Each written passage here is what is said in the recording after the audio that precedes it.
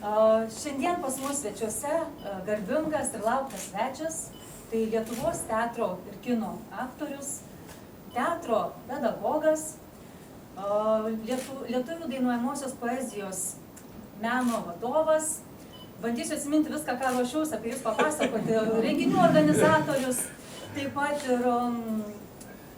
pat ir poezijos kūrėjas ir atlikėjas, gerbiamas Gediminas Storpirštis. Ačiū.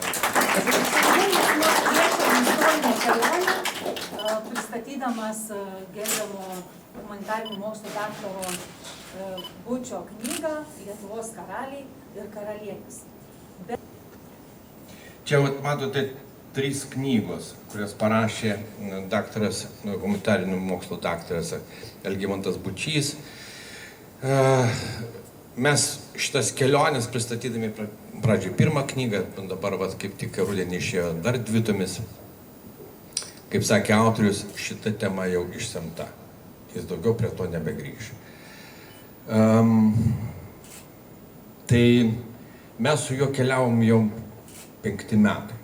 Nuo 18 metų, kai pasirodė, ir keliaujam po Lietuvėlę, po įvairius miestus ir miestelius, susitikinėdami su įvairiom bendruomenėm. Ir kai pradėjau šitą kelią, aš neįsivaizdavau, kad tokia situacija yra Lietuvoje, nes aš iš tikrųjų skaičiau, pirmiausia perskaičiau jo knygas, paskui susipažinau su autorium vienam renginį. Ir tada mes pradėjom keliones, nes supratom, kad turbūt tai yra vienintelis ir primtiniausias kelias šitom knygom pasiekti klausytojus. O kadangi keliaujam po įvairius, tolimus miestelius, tai mes ir šnekamės apie knygas ir kas yra aplink tas knygas. Šitą knygą Žinyną savo 85 gimtadienio progą autorius dovanoja Lietuvai. Jinai skirta savo tautos istoriją besidominčiai šviesuomeniai ir jaunimui bei užbaigė Lietuvos valstybės ir karalių titulatūros tyrimą trukusi virš 20 metų. Čia kol mes ruošėmės, vienas anksti atėjęs klausytojas sako, vyrų trūks. Atrodo, kad istorija turėtų domėtis vyrai, ar ne? Bet aš galvoju, ne. Labai gerai, kad daug moteriškių, nes jos augina vaikus. Jūs perduosite savo vaikam, anūkam, jeigu jūs, patikėsite tai, ką aš ir Algimantas kalba. Tai va, prieš tai 2018 metais išleista knyga Lietuvių karaliai ir Lietuvos karalystė de facto ir de jure viduramžių Europoje susilaukė didžiulio dėmesio ir 3 leidimų. Iš tikrųjų. Kaip istorijos knygai 3 leidimai. Nes pirmas leidimas pasirodė, autorius nespėjo nueiti iki knygino ir sakė, jau pirmas tiražas buvo išpirktas. Tai va, tai mes kartu su Algimantu jau turėjom, šiandien yra 30 knygos pristatymas. Pirmos knygos, bet mes dabar prijungiam ir tik pasirodysi dar 2, taip kad gaunasi toks tritumis. Tai vat, pristatymas visoje Lietuvoje ir kvietimai, kaip žinote, nesibaigia. Minėjau dar, šią savaitę dar 2 laukia. Susidomėjimas Lietuvos karaliais tik auga, kaip ir palaikančiųjų gretos, tik vis dar nedrąsu apie tai prabilti viešai. Lietuvoje stengiasi labai tyliai, tiražus išperka, bet labai tyliai, į šitos pasirodymus, ir apie šias knygas kalbėti. Kodėl šitas žinynas įvykis? Todėl, kad manau, čia mano asmeninė nuomonė, niekas iš dabarties istorikų, besidominčių šituo laikotarpiu, negalėtų parašyti žinyno, tokio žinyno. Arba kitaip vardinant enciklopedijos skirtos valstybės ir jos valdovų titulatūrai 12-15 amžiaus viduramžių Europoje. Kodėl? Nes, pirmiausia, aš nežinau, kas gali skirti tiek laiko šitokiam darbui, jeigu jie turi šeimas ir dirba valstybinį ir privatų darbą. Prisiminkime, Liudas Mažylis atrado nepriklausomybės deklaracijos originalą savo atostogų metu. nuvažiavęs į Vokietiją. O kai istorijos instituto darbuotojų paklausė, kodėl artėjant mūsų nepriklausomybės šimtmečiui niekas istorijos instituto darbuotojų neieškojo, atsakymas buvo paprastas ir aiškus, o niekas neliepė to daryti. O Algimantas jau virš 20 metų yra išėjęs iš visų tarnybų ir pats sprendžia, ką jam veikti. Palaiko jėgų ir noro, jis turi valias, kaip matome. Tai mūsų šių laikų Simonas Daukantas, kaip jį taikliai pavadino vienas istorikas bičiulis. Antra priežastis. Bet to nežinau, kuris rašantis istorijos klausimais dabarties istorikas galėtų laisvai skaityti šaltinius lotynų, senąją rusų, anglų, vokiečių, prancūzų, lenkų kalbomis.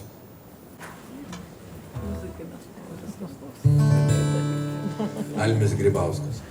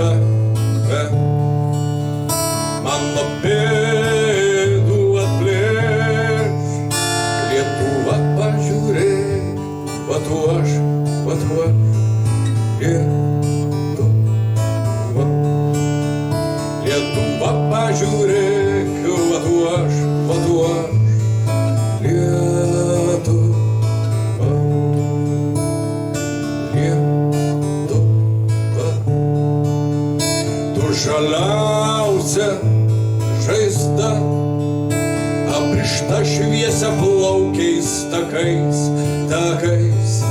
tu žaizda, aprišta šviesia plaukiais takais, tu žaizda, pasakai man kažką žaisdama ir nutvilko tie žodžiai, sakai, Lietuva. Ir nutvilko tie žodžiai, sakai, Lietuva.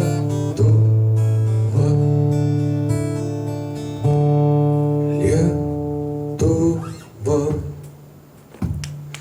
Tu pačia kaip lava, kaip širdis, į kurią keliavau, kaip širdis.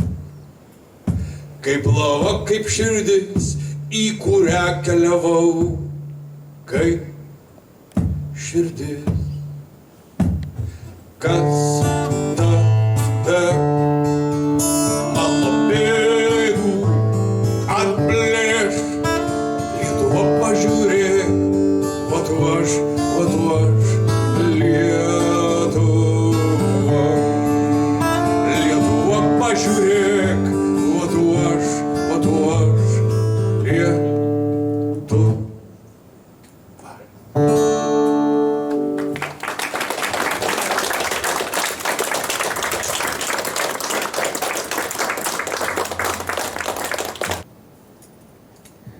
Dar vienas labai svarbi priežastis – Algimanto profesija. Jo profesija yra tekstų analizė, nepriklausomai kada jie buvo parašyti. Šią temą baigtos aspirantūros studijos Maskvoje ir įgytas daktaro laipsnis. Tai be galo svarbu analizuojant istorinius šaltinius, įgūdžiai, metodika, žinios ir taip toliau. Analizė, būtent analizė, teksto analizė. Ir pavyzdžiui, Algimantas pradėjo nuo senų, reiškia, nes įsivaizduokit, kad senąją rusų prašyti šaltiniai, ten kalbėkime apie Bychovco, reiškia, kronikas ar kitas senasias kronikas, pakeisti vieną žodį ir keičiasi prasmė. Ir, sakykime, rytų Slavija, sakykime, rusų istorikai arba vertėjai, jie mūsų lietuviškos kultūros ne. Jie verčia pagal savo supratimą. Ir todėl daugybę kažkokių senųjų dokumentų Algimantas peržiūrėjo ir pataisydavo, grąžindamas prasmes. Todėl jis pasakė, man nesvarbu, kada parašyta, ar dabar parašytas tekstas, ar prieš 2000 metų. Aš skaitau. Taip. Penkta, Algimantas nuolat kviečia profesionalius istorikus diskusijai, tačiau jie arba neturi laiko, arba tiesiog nenori ginčytis su, kabutėse, neprofesionalu, užmirždami, kad ginčytis reikės ne su autoriu, o su vienalaikiais šaltiniais. Pabrėžiu, šitose knygose autorius remiasi vienalaikiais šaltiniais. Kas tai yra? Tai šaltiniai, kurie parašyti, užfiksuoti tuo metu, kada vyko įvykiai. Nes kaip suprantame, jeigu mes kalbame apie 12-15 amžių, mūsų istorikai sprendžia, kas buvo prieš 600 metų ir daugiau. Ir jie geriau žino, kaip ten tas karalius turėjo kalbėti arba elgtis. Ačiū Jums už puikią istorijos pamoką, galbūt galimybę pasižiūrėti kitaip į istoriją mūsų. Na ir mūsų kraštas, žinokit, yra ne tik gražus, bet ir labai dosnus. Ir mes nei vieno neišleidžiam be dovanų ir lauktuvių. Minėjot, kad autorius negalėjo atvykti galbūt dėl to, kad ten sveikata sušlubavo, ar jūs jį norit pasaugoti, jo sveikatą pataupyti. Tai mes norim perduoti jam parvežti sveikų linkėjimų. Būtinai. Iš Pagėgių.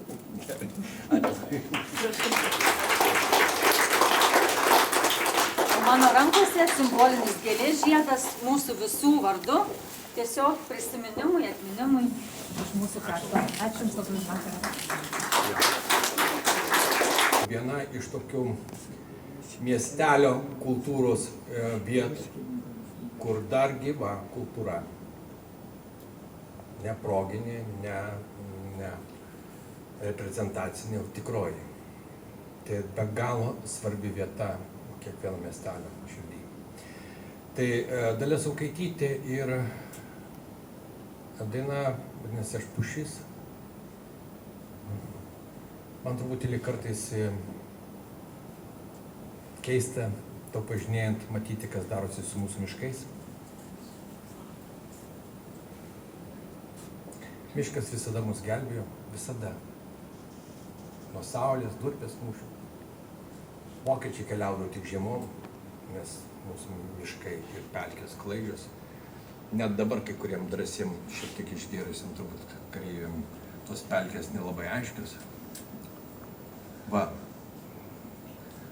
aš pušis.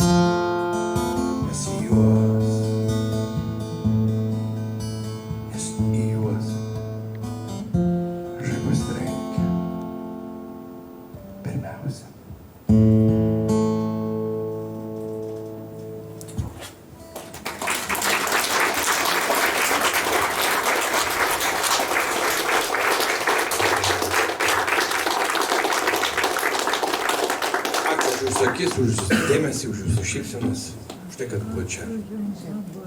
Mes šiek tiek sužinom faktų apie Lietuvos istoriją. Gerai, norit knygų? Pirmai gale. Kartais medžiams sunku, be galo